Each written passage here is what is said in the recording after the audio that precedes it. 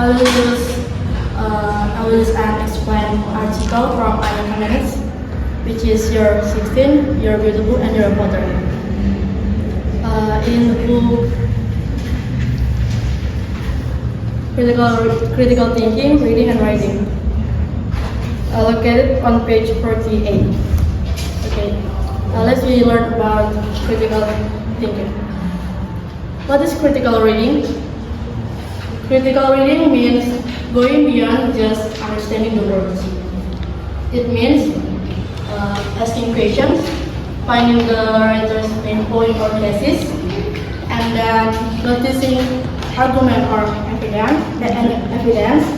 And the last is thinking about whether you agree or disagree and why. Okay, next, step to read critically.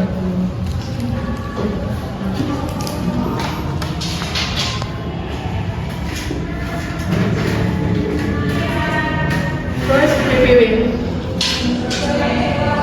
Reviewing is the title, hiding, and introduction to guess what the reading is about. And for example,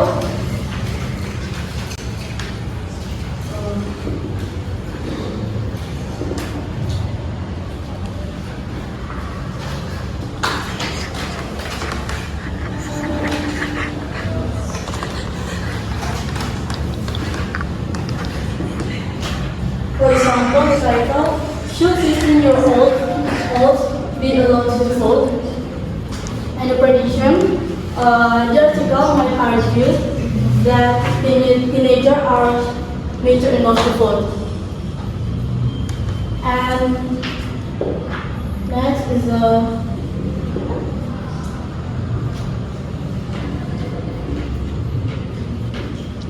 skimming for a thesis. So find the main point or thesis quickly. For example, young people are smart and responsible enough to vote. This is like the thesis. And that's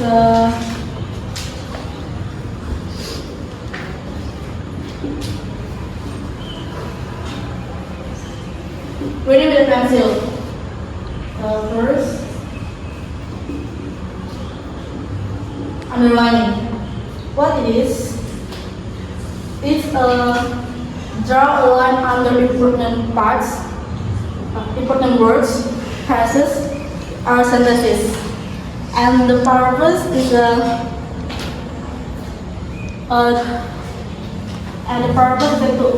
to help you focus on key ideas or arguments. And for example, is 16-year-olds already pay taxes.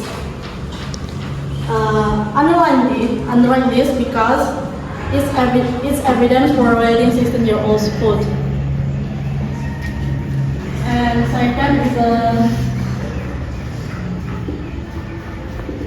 highlighting. What it is? It's use a colored marker to mark important parts. And the purpose is the same as underlining, but usually the color to make it stand out the mark. And for example, why should they be allowed to vote?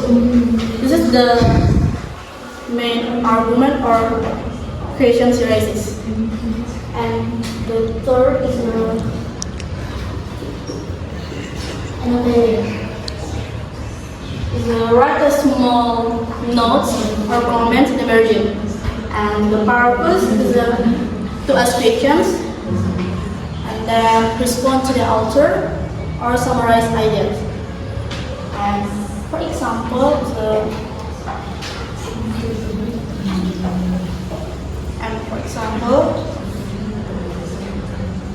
if the pay taxes like adults, they should also have a say in how tax money is used for voting. And next is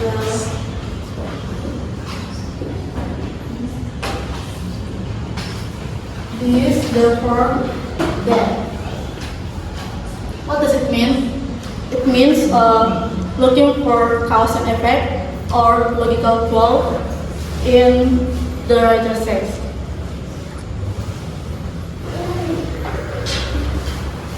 This is a reason or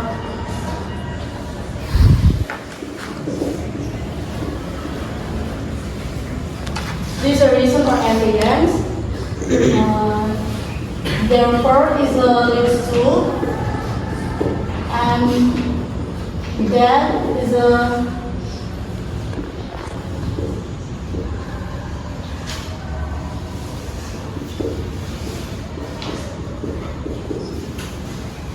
conclusion. Even if the author doesn't use the word therefore, you should notice when one idea supports or leads to another. And for example,